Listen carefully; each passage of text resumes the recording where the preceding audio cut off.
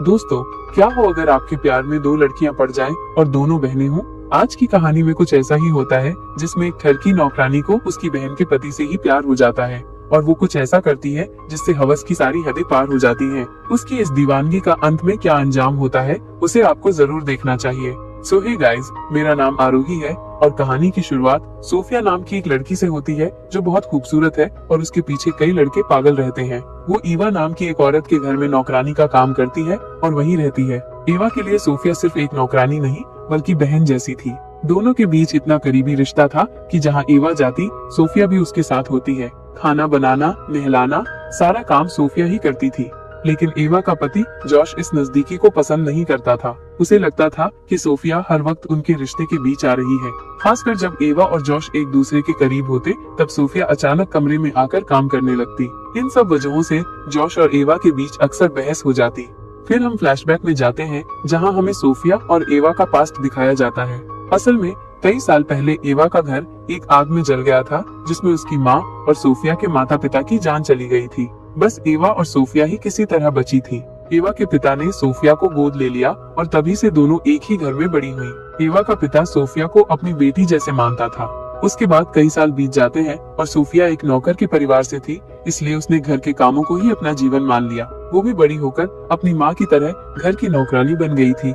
इसके बाद सोफिया अपने पिता को याद करती है और हम पास्ट को वापस से देखते हैं। एक रात जब ईवा के पिता की तबीयत बिगड़ती है, वो जाते जाते सोफिया से वादा लेते हैं कि वो ईवा का साथ कभी नहीं छोड़ेगी। तभी से सोफिया ने ईवा की सेवा को अपना जीवन मान लिया था। इसके बाद एक दिन जब ईवा नहा रही थी तो सोफिया उसे कुछ खास जड़ी बूटियों से नहलाती है। तभी वहाँ पर जॉश आ जाता है और सोफिया को ईवा को नहलाते हुए देख लेता है। उसे ये सब देखकर बिल्कुल अच्छा नहीं लगता। फिर हम देखते हैं कि जॉश अब सोफिया से नाराज रहने लगा है। दूसरी तरफ सोफिया अकेलेपन से परेशान थी। वो कभी तस्वीरों से बात करती तो कभी खुद से आईने में सवाल करती।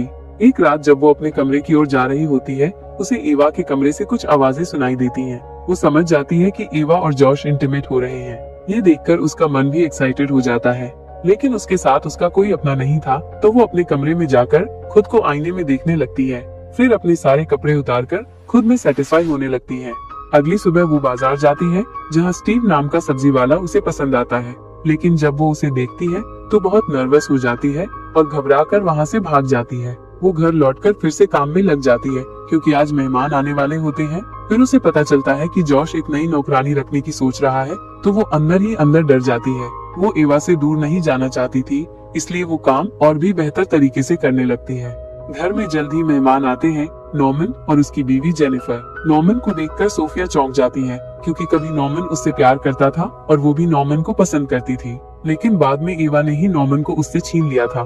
घबराहट में सोफिया कुछ गलतियां कर देती है जिससे जॉश उसे सबके सामने डांटता है। इससे सोफिया भी बहुत गुस्सा हो जाती है। अब रात को ईवा सोफिया के कमरे में आती है और बहुत उदास होकर उसी के साथ बैठ जाती है। सोफिया समझ जाती है कि शायद अब उसका समय इस घर में खत्म हो चुका है, अब उसे यहाँ से जाना होगा। इसके बाद अगली सुबह वो घर छोड़कर जाने लगती है, लेकिन जॉश उसे रोक लेता है और कहता है कि वो उसे निकालना नहीं चाहता, बस चाहता है कि वो हर वक्त उनके आसपास ना रहे। फिर हम देखते हैं कि सोफिया चर्च नॉर्मन से मिलने जाती है और अपना दिल खोलती है कि कैसे ईवा अपने पिता का प्यार किसी और से बांटना नहीं चाहती थी। लेकिन तभी वहाँ ईवा आ जाती है और फिर वो दोनों मिलकर जॉश के स्टूडियो में जाते हैं। वहाँ उन्हें एक बच्चा मिलता है जो मूर्तियों के बीच छिपा होता है। फिर हमें पता चलता है कि ईवा माँ नहीं बन पाई थी, इसलिए उसने उस बच्चे को अडॉप्ट कर लिया। डॉक्टर बताता है कि बच्चा बिल्कुल ठीक है, बस उसका बॉडी बेहद फ्लेक्सिबल है। फिर कुछ दिन बीत जाते हैं और ईवा उसकी हरकतों से परेशान हो चुकी थी, लेकिन जॉश और सोफिया उस बच्चे की क्षमता को समझते थे। अब जॉश और सोफिया से इम्प्रेस हो जाता है और दोनों बच्चे से प्यार करने लगते हैं। अब कुछ दिन बीत जाते हैं और एक दिन ये लोग बच्चे को मेले में ले जाते हैं। लौटते वक्त उन्हें एक जादूगर मिलता है। वो बताता है कि उसकी असिस्टेंट मर चुकी है और उसका बेटा विली ही उसका वारिस है। सभी को समझ आ जाता है कि वही बच्चा विली है और जादूगर बच्चे को यहाँ से लेके जाना चाहता है, लेकिन वे विली को वापस करने से मना कर देते हैं। अब विली की देखभाल सोफिया करने लगती है, जिससे ईवा को जलन होने लगती है क्योंकि जॉश भी अब सोफिया को पसंद करने लगा था। इसके बाद सोफिया नॉर्मन के पास जाती है और सारी बात बताती है कि कैसे ईवा उससे बचपन से जलती है। नॉर्मन उसे माफ करने की सलाह देता है। धीरे धीरे नॉर्मन और सोफिया फिर करीब आने लगते हैं।